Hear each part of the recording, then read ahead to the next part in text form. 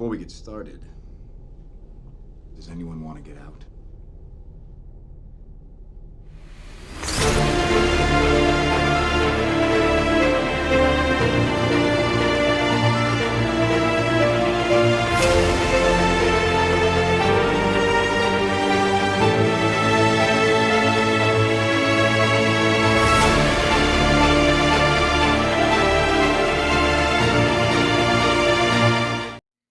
Hello, everybody. Welcome to this week's episode of Comics Watch.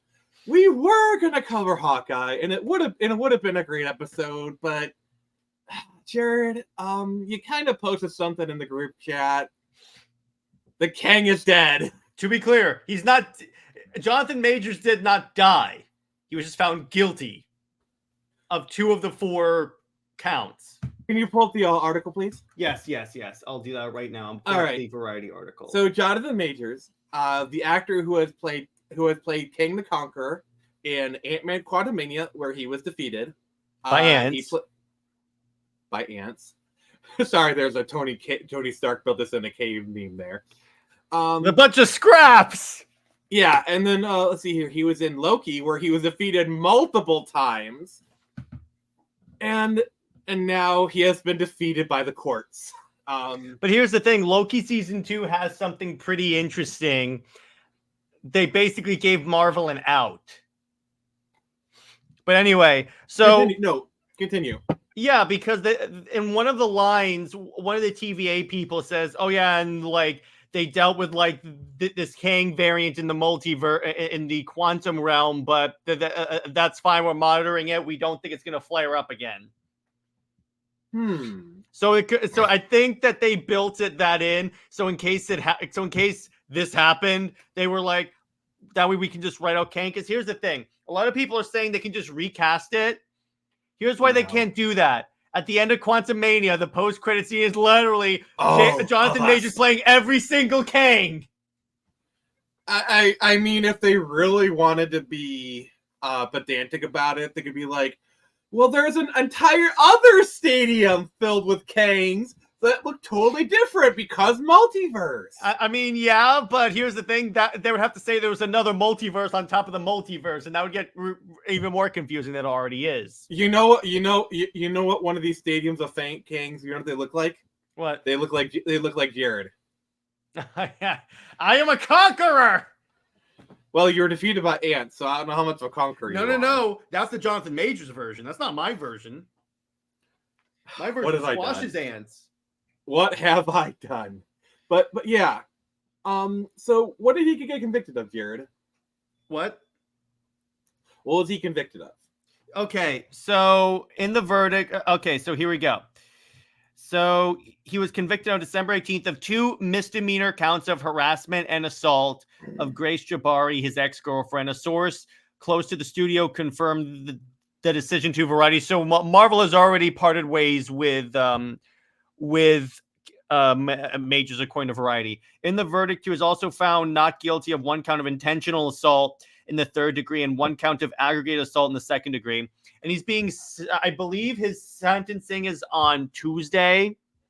But it doesn't matter.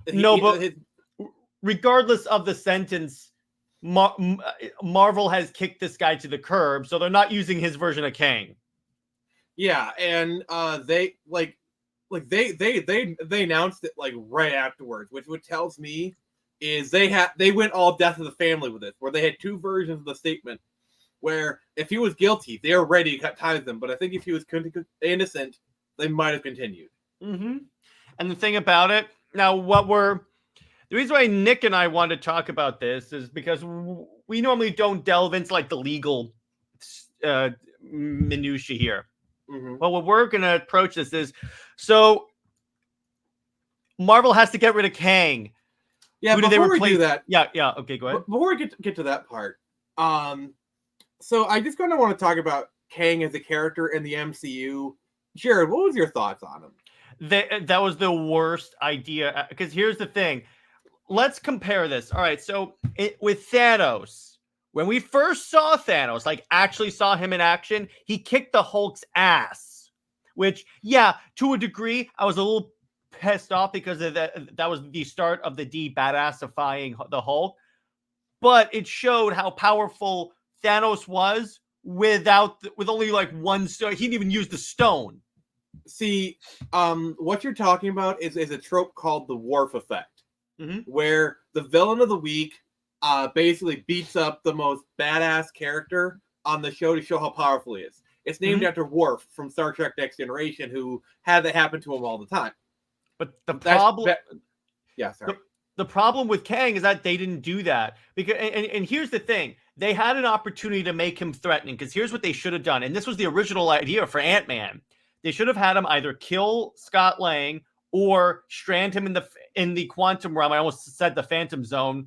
That's how much of a Superman fan I am. And then escape, and that's how we get Kang Dynasty. That's what they should have done. But instead, they had him get killed by Ant-Man. He was defeated by ants. See, the thing about Thanos is he was in the background of Phase 1 and 2. You know, when we saw him as the Stinger at the end of Avengers, like, okay, I'm sorry, but the line when he said would be like courting death, that was so awesome. Yeah, there you go. And then we had him in Guardians of the Galaxy, the first time we actually saw him, and he sent other people. It should, like honestly, his Quantumania appearance should have been like Guardians of the Galaxy, where when Kang didn't really do anything, he just sent other people to do his bidding. Or Quantumania. And they had a character just like Ronan the Accuser. They had MODOK. MODOK should have been the Ronan of this movie. Yeah, but even beyond that, this should have been his Thanos versus Hulk moment, where he like wrecks shop and then escapes. Yeah, but I'm like defeating Ant-Man is not that like no, but I know I was against him your big bad showing up in an Ant-Man movie, because I was like, what if he showed up in a Thor movie and beat Thor? That's something. See, the problem is like Kang being in Quantumania didn't need to happen. Like MODOK being Lang, okay, sure, fine, like that's fair enough. Like Kang did not need to be there. But even with that, I was thinking about it.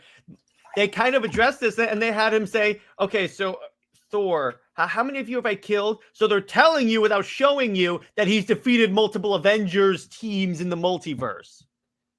Because that always works in storytelling. I mean, it's a bit of a show. It's a bit of a tell versus show. So you need a show. You need a show. Because Thanos, they definitely showed. Well, you're also missing another part of that Infinity War scene where like a Corvus Glaive goes in and Abinadab's like, nope, let him have his fun. He is so badass that even his subordinates know he's won that fight. Like that's a great setup moment for that fight. Or how about when he gets all the stones and he's just swatting aside Avengers, like the most powerful superheroes in the Marvel universe are getting swatted aside like they're flies. Yeah, and even like in Endgame, where he's not as powerful, he is still like giving all the Avengers a run for their money. He almost killed Thor. If it weren't for Captain America using Mjolnir, Thor would have been killed. I guess you could say Thanos should have gone for the head. There you go. But with Kang, not once during all of his appearances did we really get the threat that Kang was. And that is really, really, really bad storytelling. I mean, the thing with Thanos is Infinity War is his movie. He is basically the protagonist of Infinity War. Yeah, it's a Thanos movie. And here's the sad part. Going back to Kang. Kang is a badass, threatening character. They could have done something with that. And all things aside, I think Jonathan Majors could have played that version. Like, I've seen him in other stuff. He could have done it, but his portrayal of Kang in Quantumania, short of the getting defeated by ants, like his mannerisms, his speech patterns, all that stuff, that was good. Yeah, I just think Marvel really kind of pulled an Amber Heard with that one. They crapped the bed. Is that what you're telling me? Yes. That's like bringing in Joss Whedon to direct a Justice League movie. There's no way that would ever happen. That silence is all we need. Good thing there's only one version of that movie. Good thing there's only a good version of Justice League. But so the thing is about this is they didn't do, because I get that they wanted to have another like Thanos moment in a shorter time than it took them to build the Thanos, and they still could have done that if they had, again, the least they could have done is have Kang show up against one of the primetime Avengers like Thor or even Wanda or Doctor Strange, and then you're good. The problem is they took basically about 10 years to build a Thanos. Mm-hmm. And he hardly ever appeared. I think he appeared like 3 times. But when he did appear, he beat the crap out of the Hulk. That's the thing I'm hanging up on, because I'm saying he appeared 3 times before his movie. He appeared 2 post credit scenes, and they appeared in Guardians of the Galaxy. That's literally it. And sure, Guardians of the Galaxy 2, he's kind of a presence where they talk about him a lot. Like Thanos was a person whose presence was felt rather than seen. And you could have done that with Kang. Kang could have literally been the person sending people out to do what he wants to do. Plus, here's you also could have done. So Kang is like a time traveler, right? You could have had like all of a sudden the timeline is getting screwy, and they're like, "What's going on here?" And then the TVA people show up, and they're like, "What is going on? The timeline's falling apart." See, I think the mishandling of Kang kind of speaks to like a larger problem with Phase 4 and the fact that like it's very unfocused. Like they're trying to rebuild, but there's no through line. There is absolutely no through line. Yeah, to be clear, there's been some fun projects like Hawkeye, like Falcon Winter Soldier, but the problem is because here's the thing. Yes, phases 1 through 3 had some like random projects in there that didn't necessarily build toward the Stones, but it was mostly Stones movies or like putting us in that direction. You could tell they were building toward a Thanos fight. This one, only like 2 or 3 movies since Endgame have been building toward Kang. See, here's the thing. Like, Phase 1 was building towards Loki and that, and it's perfect. But at the end of that, they teased Thanos. And then all through Phase 2, all through Phase 3, it was, you knew we were heading towards Thanos. Like every if you were a comic book fan, as soon as that they start bringing up Infinity Stones, you know Thanos is going to show up at one point. Yeah, and like like different movies, Infinity Stones started popping up, and like you knew that's where they were heading, and it was very clear even to a layman. With this one, it's like, what are they doing? Something Secret Wars, like,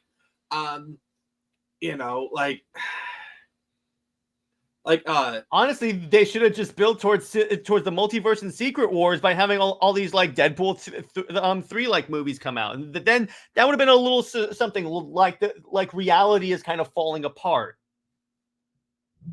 Yeah, it's just the thing is that they just don't know what they're doing. It's like, yeah, exactly. Like I get they want to rebuild because they lost most of their major characters, but you can do that and still like have like build towards something. Phase 1, nobody knew who these characters were, and they still built them up, you know? Well, and again, you could do like experimental projects like Guardians of the Galaxy was, because again, that project doesn't do as well as it did if they didn't have like 5 movies of excellent quality to build up audience trust. The same thing I say about DC with James Gunn. But the point is, they were at a point where everyone was like, okay, you know what? Yeah, if it has the Marvel Studios logo, I know I'm gonna have a fun time. I will go see this. Yeah, and it's like and plus it's with that one, the Power Stone appears. The Power Stone's in that movie. Plus Thanos actually appears. So they actually did do good stuff to have you go see the movie. And like you said, they built up enough goodwill that people were willing to give it a chance. By the way, I just want to tell you that right now Dr. Doom is trending. Yep, there. Which that leads into our segue. So Jared, the Kang is dead. Long live Doom. Yeah, or look, see what I did there? Yeah. Oh, that's nice. So there are other characters that we could bring in for like the big bad. Doom is the most obvious choice because A, he's fought the Avengers before. Like he's fought the entire Marvel universe. And B, if you change Kang Dynasty like a Avengers Doom War or something like that, you can segue into Secret Wars because Doom was also involved in the newer Secret Wars by Hickman. Yeah, so obviously Doom is the obvious choice, and that's probably what's going to happen. But I kind of want to have a little fun. So let's say they don't do Doctor Doom. Also, Galactus is off the table. What other villains? Thanos from another multiverse. So I'm sorry, Jared will not be joining us this rest of this episode. Oh, I got it. Magneto. Use the X-Men. Yeah, Because honestly, that's the other option that's actually really easy to set up because they're clearly bringing in the X-Men. Yeah, and Magneto has fought the Avengers before. He's fought, Plus, he's even fought Fantastic how cool would Four. it be? He goes against the Avengers. Most of their stuff is made of metal. Oh, imagine like Sam tries to throw his shield and he's like, whoop. They did that in like an 8-bit like parody trailer, and the Magneto throws it back at Cap and just cuts him in half. Or like imagine Black Panther tries to jump at him. That suit is made of vibranium. Or like Riri. Crush. It's just too bad. Like this is where I wish Robert Downey Jr.'s Tony Stark would be there, because like he'd invent a He make a plastic armor. Yes, exactly. Like he would totally do that to He would give everyone plastic gear and bullets for Black Widow, and then Hawkeye would have like plastic arrows. But that's my one Hawkeye bring up right there. No. And Hawkeye look at his bow and says, "Why does my bow say Fisher Price on it?" No reason. No. Tony goes, "Hey, I can't pay for all of you, so we need endorsements." And like. Even better, like it's an actual like plastic bow, serious bow. He put Fisher Price on it just to mess with them. Yeah, he goes, "I got us endorsements based on our roles on the team." Like no one takes Hawkeye seriously. Oh my god! Oh, imagine like Thor, like or example, like Thor tries to like pin Magneto down with like Mjolnir, and he's like. But that's a question. Does that count because it's magic metal? Would the powers affect that? Elevator's not worthy. So yes, an elevator can lift the hammer, but an elevator is not worthy. Because you notice, Vision never actually used the power of the hammer. He just swung it. Yeah. So I think this is answered in the comics, but like Magneto could lift the hammer, but he cannot use his powers. Drop in the comments if you have any question, if you have an answer for that. But I mean, yeah, Magneto. I'm starting off trying to go with what they have or what they're clearly bringing in, because I feel like that would be the easiest way. Because right now it's either Doom or Magneto. Like they could do a really dope House of M movie. Well, here's the thing, and I feel like this is what Fox X-Men was trying to build up to this before they went kaput. Minister Sinister. Because they had the XX Corporation. Like, there was a lot of SX shenanigans going on in, like, the last 5 years of those X-Men movies. I feel like they really wanted to bring in Minister Sinister. And, the thing about Mr. Sinister is clones. Yeah. So we can have some cloning shenanigans. And you want to... No. Then they're going to bring in this stupid Krakoa resurrection protocols. And then no one's ever going to die again. Like, imagine they use it to bring back, thing is, if they want to do clones, bring back the Avengers. Exactly. They can bring back Chris Evans, Robert Downey Jr., blah blah blah. And yeah, but see, that still kind of requires a little more setup, I think, than Magneto. Also, this is a tangent. I really feel like for Secret Wars, there's gonna be a variant of Black Panther that is T'Chaka, but he's actually good, and he's played by Michael B. Jordan, and he's gonna become the main Black Panther. Oh, you mean you mean Killmonger? There'll be a good Killmonger. No, he's gonna be Black Panther. No, but the character of Killmonger, it'll be a variant of Killmonger who became a good guy and was Black Panther. Yeah, but his Wakanda name is T'Chaka. Okay, I didn't know that. Well, yeah. I could definitely see that, and I mean, because that's what they should have done. They could have just easily brought him back. Yeah, but that's a bit of a tangent. But so, what do you think, Nick? Who do you think besides Doom? Let's start with this. Besides God King Doom, who would you want them to have as the big bad? Well, I mentioned Minister Sinister. Apocalypse is kind of a little bit too big of a villain. Like, as Apocalypse is kind of Galactus level. Honestly. The Phoenix. Let's do X3 again. You wanted? Okay, I have the best idea ever. Let's do the Phoenix Saga again, and let's hire Simon Kinberg for the third time. Yeah, exactly. There's no way this could go wrong. It worked so well in X-Men 3 when he wrote it. And it worked so well in Dark Phoenix when he wrote and directed the movie. No, but Nick, it went well. It went so well in X3 that they wanted to do it again. That's how you know it's good. I wish this. It's like poetry. It rhymes. Jared, I wish I could teleport my pimp hand to Florida just so I can smack you right now. No, I'm telling you, just don't like poetry. Okay, that was great. Oh, how dare you quote George Lucas to me? Thank you. But I mean, I could see that, but it's.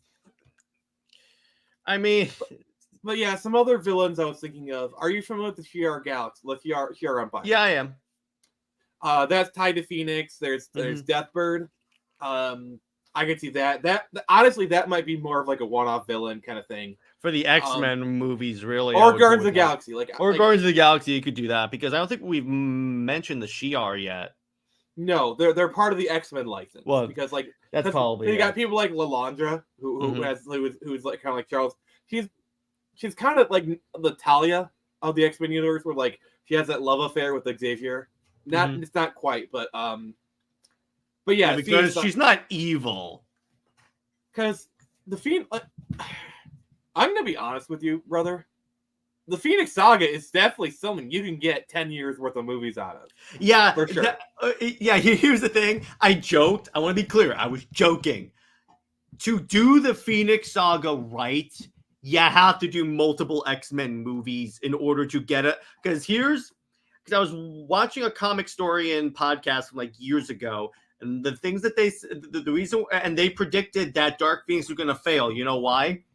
Because the reason why the Phoenix Saga worked in the comics is because Claremont established so much time previously making Jean Grey an actual character, making you fall in love with the character. So when she did have this fall, you were like, oh no. I feel with the movie, she was just there. I feel like X-Men 3, they could have made it work because they set it up beautifully in X-Men 1 and 2. Yeah. You know, it was beautifully set up. Beautifully set up. Yeah, by the way, we might need to do a Fixing X3 episode on your channel. Yeah. Because you know that I think I told you this. Bryan Singer wanted to hire Sigourney Weaver to play Emma Frost.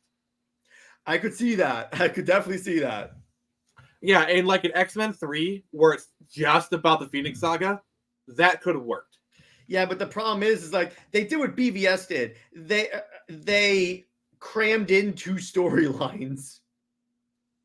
Yeah, and the problem with like the other version of it is they had her go Phoenix and Apocalypse, and then by the time they did Dark Phoenix, they totally forgot that they had that ending storyline. You remember, like they totally forgot they had that ending. Because remember, she defeated Apocalypse with the Phoenix Force. And then by the time of Dark Phoenix, they completely forgot about it. You know, they completely forgot about that storyline. Like, what the heck? You know? Yeah, exactly. But like, I could see like 10 years worth of storytelling where it's like, you establish Jean Grey, you get them to like her. And I think Sophie Turner is a good actress. I just don't think she was a good Jean Grey. Someone said if they do recast Kang, cast Ray Fisher. I mean, he would do a good job. That is quite the way to give Warner Brothers the middle finger. I wish we were on your channel. I'd ask you to give us a suck at Warner Brothers, but yeah, I so would. That would be the greatest thing in the world. But yeah, who do you think should play Doom? Okay, if we're going with Doom, John Hamm. Okay, I could see him playing Doom. That I could see. I was gonna say Mads I was gonna say the bad guy from Casino Royale, but yeah, it's Nicholson. Yeah, the thing about it. See, the problem with Doctor Doom per se is that he also has to be a good victor. It's kind of like good Batman. Have you seen Mads and other stuff? Like he was the father in Rogue One. He was the villain. He was Caecilius in Doctor Strange. He's a very good actor. Well, the problem is also he's already played an MCU character. I mean, variants, but still. But who cares? Yeah, who cares? Marvel doesn't care, so why should we? Yeah. He was great as Caecilius. My favorite. I gotta say this. My favorite line from Doctor Strange is, "And you are, it's strange. So am I. But who's the judge? No. He said no. He said it's strange, perhaps. But who am I to judge? Like, I'm sorry, just like the delivery of it was so. My favorite was Dormammu. I've come to bargain. It was so good they played it multiple times. The other one is like, I took her nose. I just killed a man. You know, just like, oh man, the way he says that. I mean, he could pull off because the thing about Mads, and the reason why he would also be a good Ra's al Ghul, is because he really gets that really intimidating, badass guy that's in charge. What I'm saying is Mads can act normal. Like he's like when you do like normal acting. See him in Rogue One, he's more normal. Like he acts more normal. Yeah, he could. It also depends on who they cast as Reed. Yeah, that's an entirely different discussion, though. Yeah, I mean, I will say this though. I do think Julian McMahon was a great casting at the time for 2005. I think he was a great Doctor. He was good. He was 100% good. Obviously, he's a little older now. I mean, who knows? He could maybe play. It's the multiverse. They could do it. Hell, look, bringing back all the Fox X-Men cast for Deadpool. I mean, if they brought him back as Doctor Doom, I'd be okay with that. I'd be fine with that because he was one of the best parts of that movie, besides Chris Evans as the Human Torch. He was so good as Johnny Storm. Actually, you know what's kind of funny? That entire cast was actually pretty good. Yeah, except for Alba as Sue. I didn't like her as Sue. The Reed Richards one was I'm sorry, Michael Chiklis as the Thing was Wolverine level. Yes, he freaking nailed it. Yeah, and I think the Reed Richards was great too. Yeah, he was great. But I mean, I could see him playing Doctor Doom. But let's see here. What other old white men can like 30 to 40-year-old white men can we cast in this role? So we got John Hamm, Ben Affleck. He probably wouldn't want to do that anymore. Daredevil is Doctor Doom, confirmed. Okay, hear me out. Jake Gyllenhaal. He's went from playing Mysterio to Doctor Doom. That's quite an upgrade. Oh, I really hope in Secret Wars we get another variant of Spider-Man played by Jake Gyllenhaal. Yes. No, and who was the guy that was supposed to be James Cameron Spider-Man? I don't know. Oh, DiCaprio Spider-Man, because he was supposed to play Spider-Man and Cameron and Donald Glover needs to play an older Miles Morales. Yes. Or the Prowler. Well, he did play the Prowler in the other movie, so I'll give him that.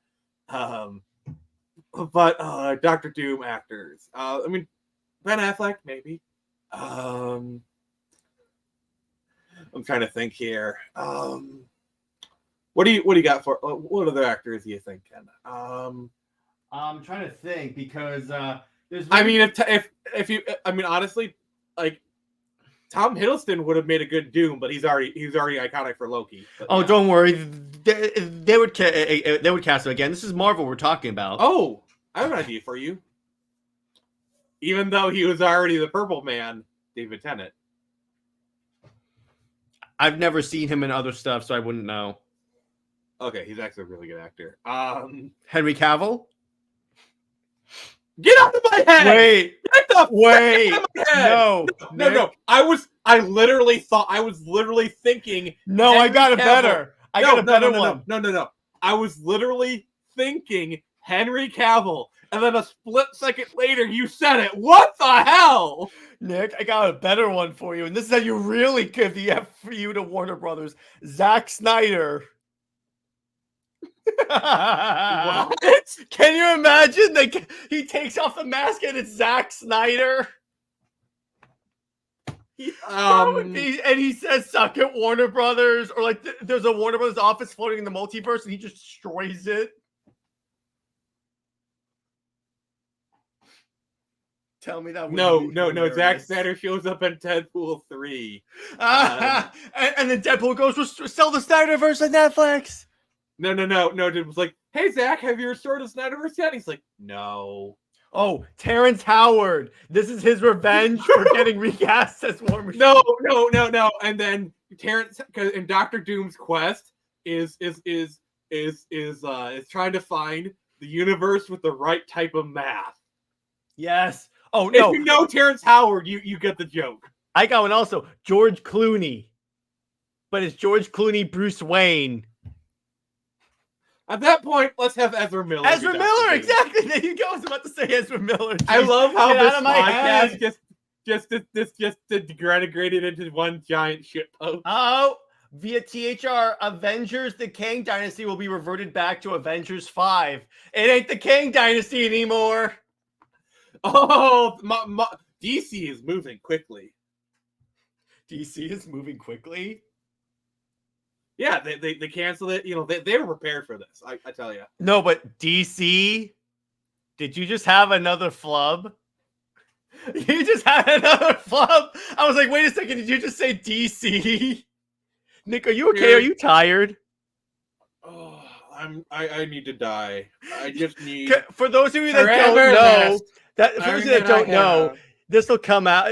If you guys have watched this recent Avatar rewatch, he introduced it as a as like Friday Night Frenzy. You can edit that out if you want, but I wanted to put that. No, it's fine. That was so good. I had to bring that up. I can't believe This is why that Superman works alone. that works. There you go. Oh, I just, Jared, I just can't sometimes with you. No, but it would be hilarious if he takes off the helmet, Zack Snyder. All right, so I've said this a couple times, but I want to bring it back in. This is how I think they should introduce Doctor Doom. And by the way, this is me talking about my ideal Fantastic Four movie, okay? Mm-hmm. So it's set in the 60s, all right? And the Fantastic Four, they do their thing. They go out in space and they either get bombarded with rays, negative zone, whether you want to go ultimate or classic, because like the ultimate version is negative zone. But the classic was they got bombarded with rays or whatever, whatever. And so they land in the 60s. They're in the 60s, and so they have their shenanigans. Okay. Also, you bring back. So the director of S.H.I.E.L.D. is Peggy Carter. Oh, there you go. You bring back our good friend. Because she was a part of S.H.I.E.L.D. this time. And plus, honestly, Peggy Carter, the way she looks now, she would totally fit for like a 60s Peggy Carter. I just got another great idea for Dr. Doom. Josh Brolin. Right now, this is just me trying to annoy the hell out of Nick. It's obviously working. It is working. There's no way that would work. There's no way he would work as a big bad.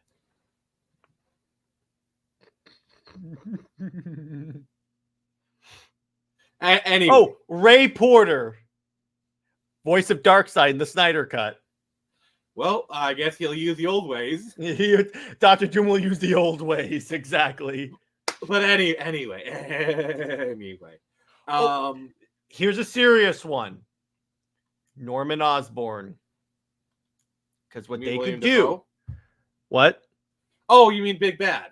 Yes, because here's why. Have you read the Dark Reign era of Marvel? No. So what happens, and this happened after Secret Invasion, so Norman kills the Skrull Queen, and he positions himself as like the big hero. He takes over S.H.I.E.L.D., renames it Hammer, and then replaces the Avengers with supervillains. And you know what a good post-credit scene would be? Because we don't know who bought Avengers Tower. We don't know. So it's a post-credit scene. Let's say it's a Spider-Man movie or whatever. Mm-hmm. And they say, oh yeah, someone bought it. And the post-credit scene is a zooming on Avengers Tower. And you start to see a light flicker on. And it's just a giant O. Because guess what happened in the comics? Norman bought Avengers Tower. And it's like the O. It's the O. It's Oscorp, the O. And it lights up. It's O and then Oscorp. Yeah, I'm telling you, dude, because what they could put him in the Iron Patriot suit. I'm telling you, because this would be a way to do a big bad without doing like these big multiversal like shenanigans for Avengers 5, and then they can do Secret Empire. What is revealed is the Iron Patriot suit from Iron Man 3 has actually been in storage. Mm-hmm. And because you know that Norman buys Stark Industries, he buys out Stark Industries, and then inherits all that stuff. I don't think that'll happen because Pepper is still in charge of it, so I don't think it'll happen. Regardless, somehow he gets the suit. He hires someone to steal them or whatever. The point is, he gets the suit. Plus, there's a piece of the Venom symbiotes in the 616 universe that could get onto Mac Gargan, who we know exists in this universe. Mac Gargan of Venom. I'm sorry. I want Eddie Brock, but I'm just saying, with the tools that they have right now, they could do this. Can I just say, you cast the perfect actor for Scorpion. You got the guy who played Vass in Far Cry 3. He is an amazing actor. He is perfect for honestly. And you don't do anything with it. You cast a perfect actor. He is perfect for Scorpion. He can play Cletus Cassidy for that, over the top but still be believable. And you love it. I've seen he's the perfect actor for Scorpion. Maybe they could do that in Spider-Man 4, but the point is they could make this. It's because that whole era is some of the best storytelling in all of Marvel, and it's after Secret Invasion, which you all know came out like a wet fart. How crazy would it be if in Secret Invasion they actually it's oh, I need a new suit. Let me use this machine, and it just they give him the classic origin for the Venom suit. That would be hilarious. That would have to be in Secret Wars, though. But here's the thing, though. Tom Holland knows about the symbiote because they talked about it. Remember? Here's the thing. He doesn't know it's a symbiote. He knows it's a black goo alien that a version of him fought. He didn't mention the sleep. Toby didn't mention the suit stuff. No, all he said is I fought a black goo monster a goo alien from space, because that's when Tom Holland says, "Oh yeah, I fought a purple alien on one of Saturn's moons," and then that's when Andrew went, "I want to fight an alien." That was so good. I love that. Just that one scene of the three of them comparing notes. That was the best.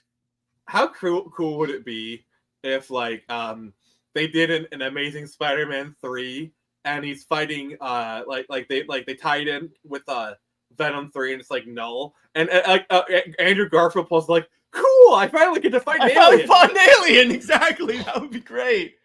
That would be so good. But the point is, this would be a fantastic way to differentiate it from phase 1 through 3 instead of going all this, because you could still have this epic saga, but keep it grounded, because that's what I think. That's one of the reasons, besides not having a direction, that's one of the reasons why I think the superhero genre, it kind of lost the audience, is because they went to alternate realities, multiverse BS, and they forgot to keep it grounded. If you have a saga that's just grounded street level, as street level as Norman Osborn taking over S.H.I.E.L.D. can get, because by the way, there is no S.H.I.E.L.D. As well, so it's a perfect opportunity for Hammer to show up. To be fair, Sword is kind of taking the place of S.H.I.E.L.D. in this universe. Yeah, but you could say he takes over somehow. Here's the way you do it. You make it. By the way, if I see a character named Agent Braddock as part of S.H.I.E.L.D., I'm gonna get excited. Yes. Now remember, Betsy Braddock, Agent of Sword. Psylocke, baby. Psylocke. Well, what they could also do is they could have or like one of the ramifications of the secret invasion is Sword is like your whole job is to prevent against like this very thing from happening, and you failed on it. We're gonna put Norman Osborn in charge, and then Sword becomes Hammer. Yeah, because like as far as No Way Home, Oscorp doesn't exist, but it doesn't say Norman Osborn doesn't exist. Maybe he, just hasn't gotten it started, or that's something. why I say he does a hostile takeover of Stark Industries, turns that into Oscorp, and then takes over Sword. Yeah, because he said Oscorp doesn't exist. But what it could be is Osborns are still an old money family, just in different things. And so Norman starts. He starts Oscorp kind of like a LexCorp style startup, and then he scales it up immensely. He and just you takes can even a role. do this. Here's kind of where you can do it, and I'm using MCU rules here, where everything has to be linked to Tony Stark. Where what you could do is have it where Norman is like an old friend of Howard, and Norman always thought that like when Howard died, the company would go to him and not Tony. And then he's very like resentful. Tony dies in combat. There you go. No, I got the perfect thing. Yeah, go ahead. Norman Osborn buys Hammer. Oh yeah, because Hammer exists in this universe. That's true. He buys Hammer, and then he turns that into Oscorp. Actually, yeah, that's much cleaner. That would definitely work. Yeah, it's a lot cleaner because it's got everything there. And you can bring back Justin Hammer. I love that guy in Iron Man 2. Yeah, and basically, he's like, I want it's like I want to get into weapons manufacturing. It's like he's basically an old money type. You have to kind of do some jiggering around, but like, yeah. Plus, you could say you could say they make their own version of the Iron Patriot suit. Or just steal the Iron Patriot suit. The point is, it makes it easier to steal the Iron Patriot suit.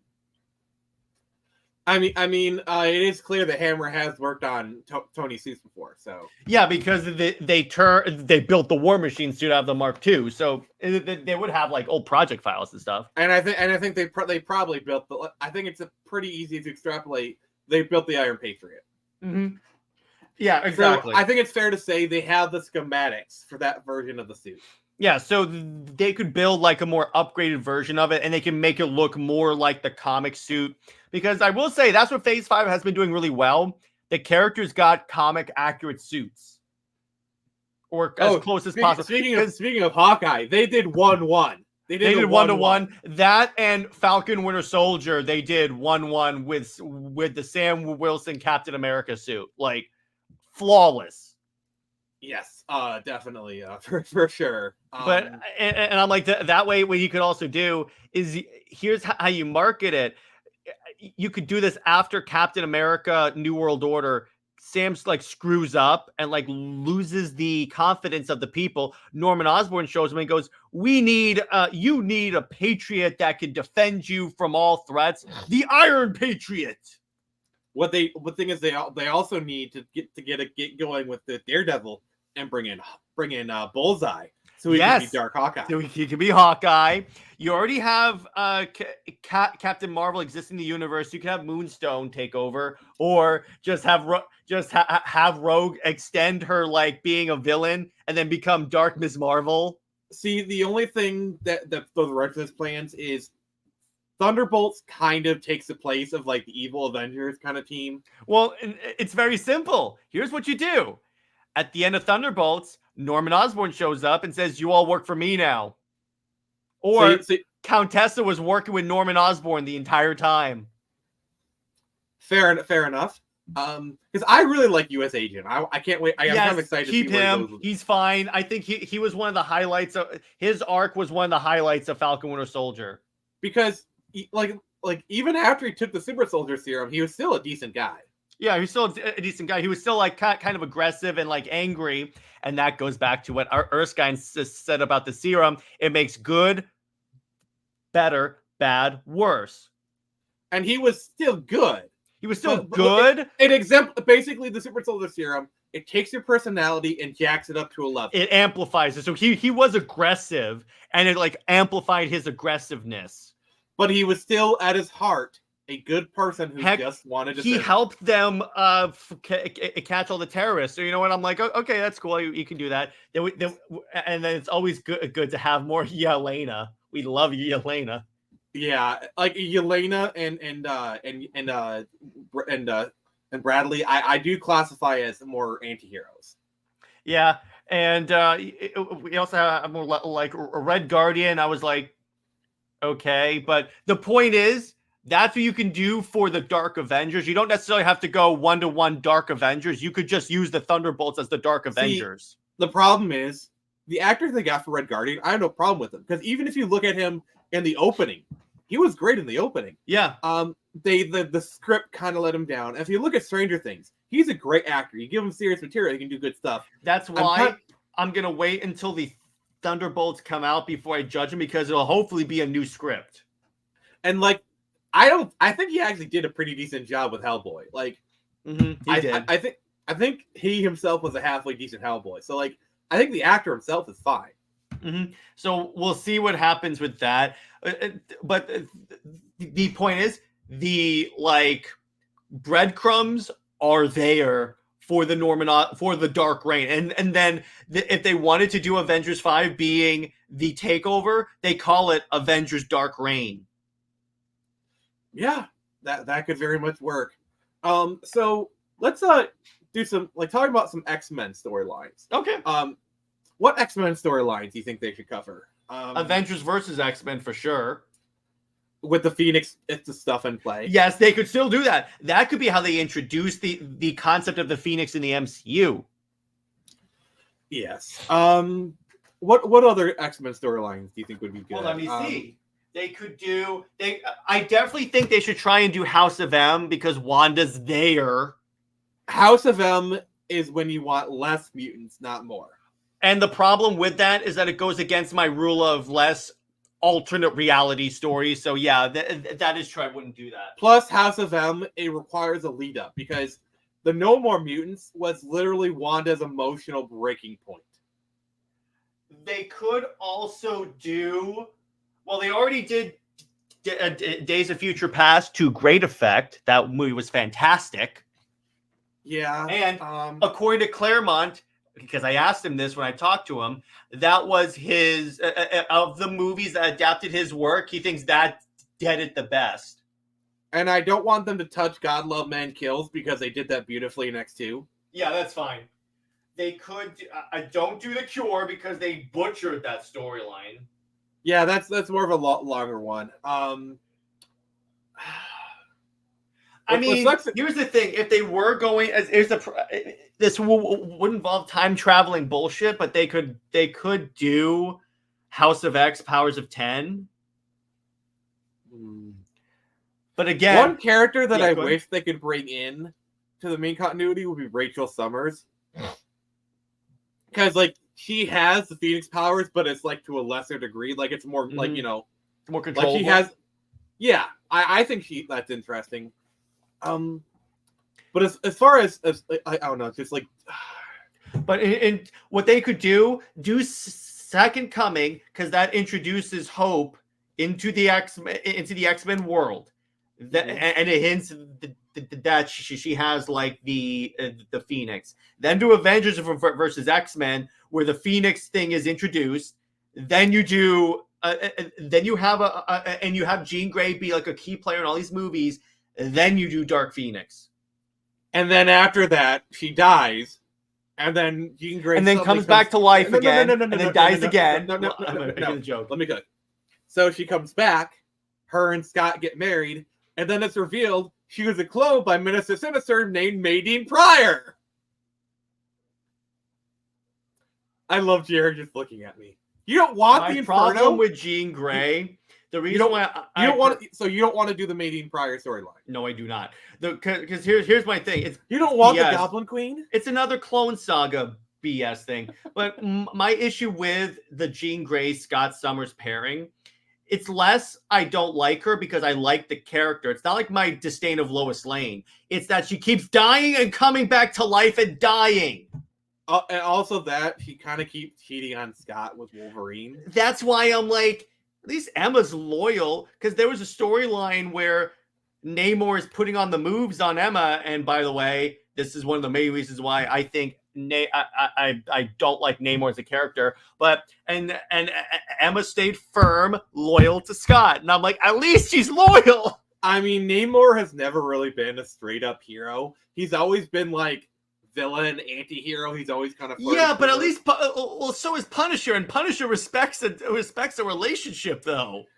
But Namor is kind of a bastard. Like that's kind of his thing. Like I hate that. And I hate that of his character. He's my least favorite Marvel character. Well, he's one of the OG. He's literally the oldest Marvel character. I appreciate his contribution to comics. I appreciate that. I just don't like what they've done with him. Yeah.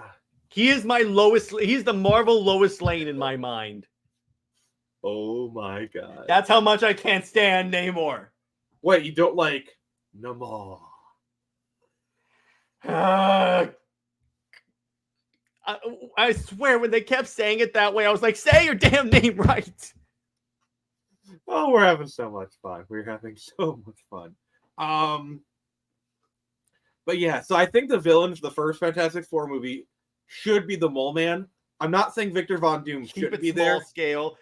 Because here's why you don't want to do Doom as the main villain. You did that twice before, and it didn't like work out well financially for you. So just take a break from that. What I would do is I would have the Fantastic Four, Victor Von Doom, and then a technician either like go to the space station or they get the raise, and basically the Fantastic Four do their thing. Victor Von Doom is having his mutations, and the other guy becomes the Mole Man, and he's like, "Oh, Jean Grey." Like, sorry, I had another episode.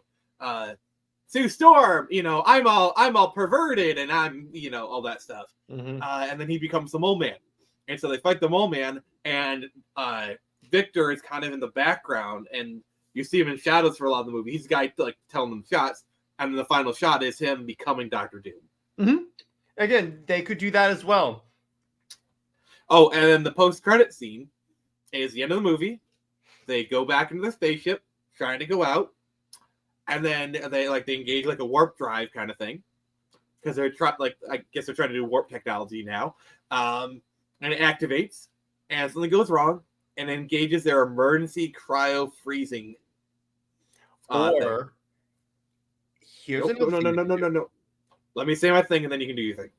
And then it says 40 years later. Okay. And the Guardians of the Galaxy pull up. This could be the Guardians of the Galaxy pull up. Or actually, no. The previous Guardians of the Galaxy, the previous movie has like a space-faring thing.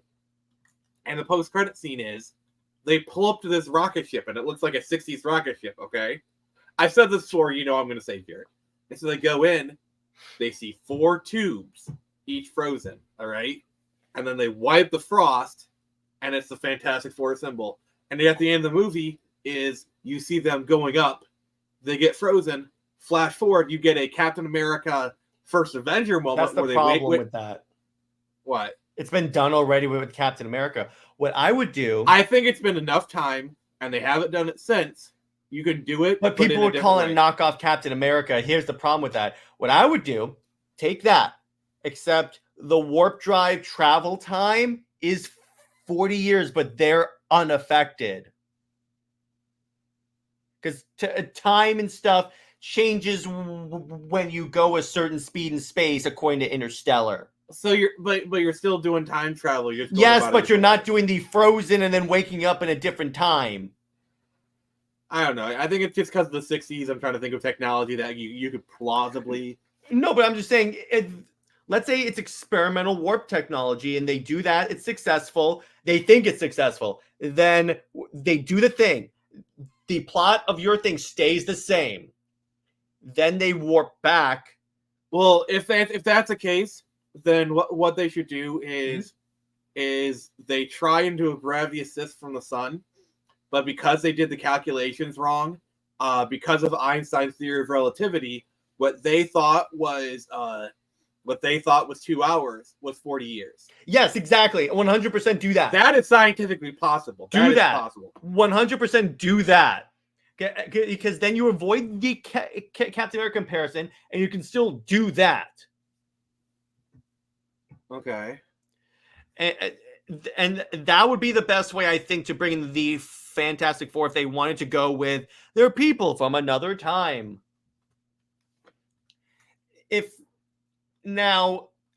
If we don't want that, what we could do is, because remember, everyone thought that, like in WandaVision with the aeronautical engineer that Rambeau was talking to might have been Reed Richards. That was such a cock tease. That whole show was that, because remember when Evan Peters shows up and he's just Ralph Boner. I'm like, oh my god, guys.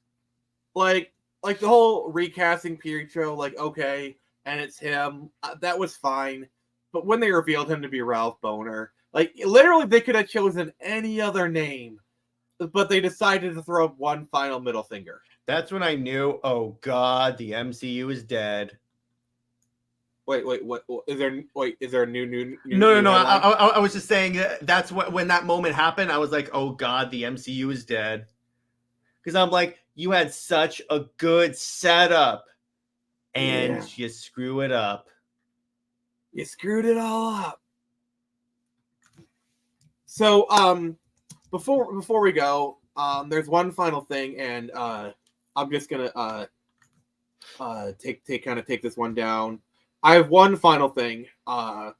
This is kind of just a little mini thing. The voice actor for Max Payne has passed away. Mm-hmm. James McCaffrey. I just want to say, rest in peace, man. You did a great job, and you brought joy to millions of people's lives, and you fought well with cancer, but unfortunately, cancer is a vicious beast, and it won. So my heart goes out to you and your family. Rest in peace. So, Jared, I think we good to go. Yeah, I just want to say a shout out to Rob from Comics Explained that just dropped a tweet that says, "How about they do Avengers 5 Doom War?" Yeah, that could work. So this has been Nick from the Phoenix Press, and remember, I can only show you the door. You're the one to walk through it.